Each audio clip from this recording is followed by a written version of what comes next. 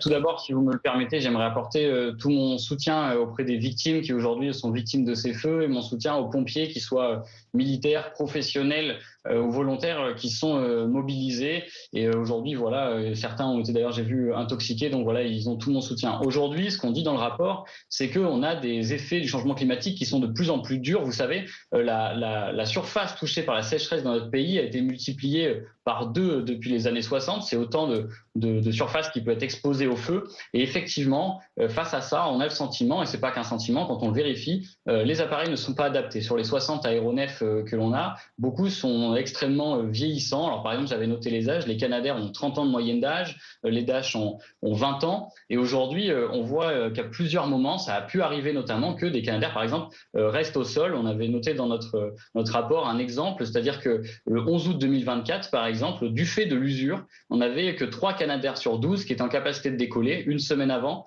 0 sur 12 étaient en capacité de décoller. Et juste un point essentiel, en fait, c'est que Emmanuel Macron, le président, lui avait fait la promesse en 2022 qu'il allait, même au-delà de renouveler la flotte de nos 12 Canadair, on allait en avoir 4 supplémentaires. La vérité, c'est qu'on en a commandé 2 et que 2 qui devaient être commandés, les commandes ont été, entre guillemets, reportées parce qu'il y a eu des coupes budgétaires dans le dernier budget de François Bayrou. Ce qu'il faut savoir juste, c'est que ne pas acheter aujourd'hui, ou ne pas construire, on va pouvoir y revenir, ne pas acheter aujourd'hui, ça veut dire qu'on loue, et cette location nous coûte de plus en plus cher. C'est 106 millions d'euros de location que ça nous coûte. Et je veux juste terminer un point là-dessus, c'est qu'aujourd'hui... Rapidement, s'il vous plaît, monsieur le député.